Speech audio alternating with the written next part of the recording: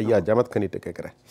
ஜமத்கனி, ஆதியானே அந்தம் நடுவாகி அல்லானே ஈர்த்தென்னை ஆட்கொண்ட எந்த பெருமானே கூர்த்தமை ஞானத்தால் கொண்டுணர்வாய் தம் கருத்தினை நோக்கரிய நோக்கே நுணுக்கரிய நுண் உணர்வே போக்கும் வரவும் புணர்வும் இல்லா புண்ணியனே. இதை நீங்கள் புரிந்திருப்பீங்க. என்னை விட மிகப்பெரிய அறிவுரை ஒரு வேத பண்டிதர்.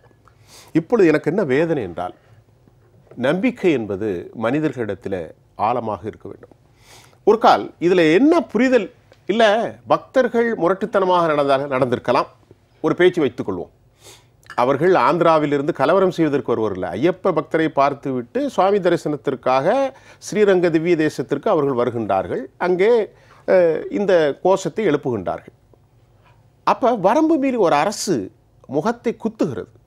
திருமதி சசிகலா அவர்கள் அதிமுகவினுடைய பொதுச் செயலர் இது குறித்து தனது அறிக்கையில் ரொம்ப அழகாக சொல்கிறார். எவ்வளவு வேதனையும் வலியும் இருக்கிறது. நான் மறுபடியும் சொல்கின்றேன், உணர்ச்சி வசப்பட்ட பக்தர்கள் சத்தம் போட்டிருக்கலாம் ஐயா, அதற்காக மூக்கில் அடித்து கலவரப்படுத்துவதா அரசாங்கத்தினுடைய வேலையாட்கள் வேலை? அப்படி என்று பொது சமூகம் கேள்வி எழுப்புகின்றனர். என்ன பார்க்கிறீர்கள்? அந்த அதிகாரிகள் செய்தது மகா தவறான காரியம். அதிகாரிகளுக்கும் கோவிலுக்கும் என்ன தொடர்புன்னு முதல்ல பார்த்துக்கணும். அறநிலையத்துறை, அறநிலையத்துறையினுடைய சட்டத்திட்டம் எவ்வளவுன்னா கணக்கு வழக்கு பார்க்கறது மட்டும்தான் அவங்களுடைய வேலை. அதுக்கு இத்தனை பர்சன்ட்னு வாங்குறாங்க, 12%, 8%ன்னு அவங்களுக்கு கோவில் வருமானத்துலேருந்து அவங்களுக்கு கொடுக்கப்படுகிறது. அந்த வருமானத்தை கூட்டுறதுக்கு எல்லாத்துக்குமே இவங்க கட்டணம் வைத்திருக்கிறார்கள் எல்லாத்துக்கும். சரி, இத்தனையும் வாங்கி அந்த பர்சன்ட்டை வாங்கிட்டு கோவிலுக்குள்ளே ஆஃபீஸ் போடுவதையே நாம் அனுமதிக்க முடியாது. ஒரு ஃபேக்ட்ரி, ஒரு அமைப்பு இருக்குதுன்னா உங்களுக்கு ஒரு ஆடிட்டர் இருந்தால் ஆடிட்டருக்கு அங்கேயே ஆஃபீஸ் போட மாட்டீங்க. அந்த ஆடிட்டர் வெளியில் ஆஃபீஸ் போட்டு உட்காந்து கணக்கு வழக்கு பார்க்கறதோட அவங்களோட வேலை முடிஞ்சுது. அதுக்கு மேலே கோவிலுக்கு வர்றதுங்கிறது முதல் தவறு. ரெண்டாவது, இந்து மதத்தில் இந்த கோவிலுக்குள்ளே வேலைக்கு வரக்கூடியவங்க இந்து மதத்தை கடைபிடிக்கக்கூடிய ஊழியர்னு சத்தியப்பிரமாணம் பண்ணி தான் உள்ளே வரணும்னு சட்டத்திட்டம் இருக்குது. இந்த கோயிலில் அந்த அறநிலைத்துறைக்கு அப்படி இருந்தும் கூட இவங்க மற்ற மதத்தை சேர்ந்தவர்களை வேலைக்கு எடுக்கிறாங்க. அது ஒரு தவறு. மூணாவது தவறு, இவங்க அந்த ஆஃபீஸோடு நிற்காம அந்த பக்தர்கள் மேலே கை வைத்தது ஏற்க முடியாதது. நாலாவது விஷயம், காவல்துறையே இன்றைக்கி குற்றவாளி அடிக்கக்கூடாதுன்னு சட்டம் சொல்லுது.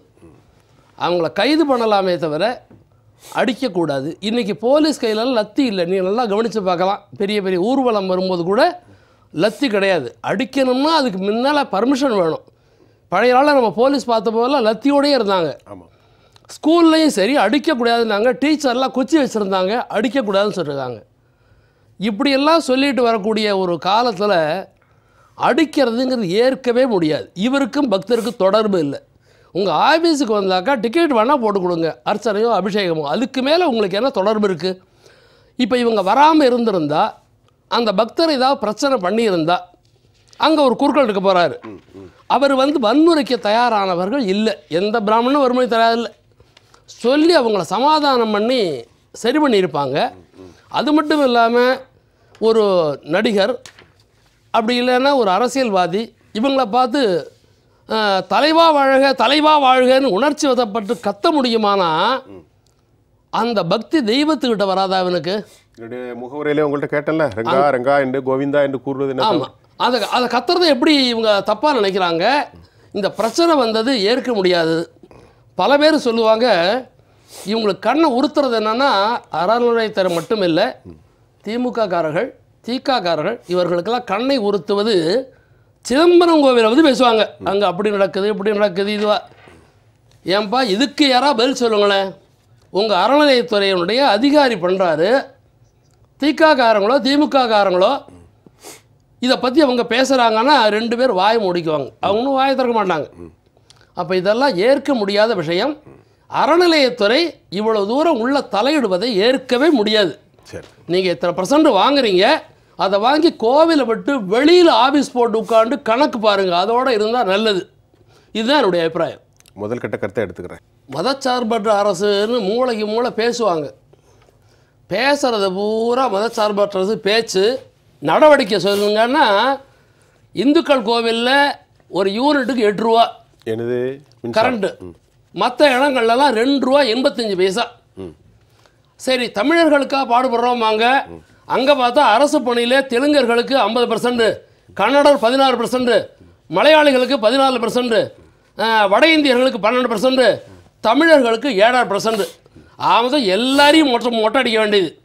இவங்க இந்து மதத்தில் இவங்க ஒன்றும் கையிலே கொடுக்க வேண்டாம். 1000 கோவிலுக்கு கும்பாபிஷேகம்னாங்க. இந்த கோவில் வருமானத்துலேருந்து நேரடியாக பண்ணும்போது இதை விட 1000 பங்கு மேலே பண்ண முடியும். இவங்க நிறைய சொல்லிக்கிட்டே இருக்காங்க.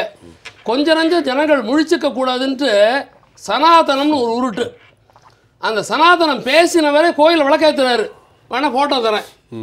உதயநிதி இது பாருங்க, விளக்கேற்றிக்கிட்டு பெருமாள் படத்துக்கு முன்னாடி. இவர் மாத்திரம் இல்லை, அது எல்லாரும் தான். யார் வேணும், யாரோட ஃபோட்டோ கேட்குறேன். எல்லாம் சனாதனம் பேசுவாங்க, இந்து மதம் பேசுவாங்க. எல்லாம் கோவில் வாசல்ல சாமியார் பின்னால ஒருத்தர் பாக்கி இல்லை.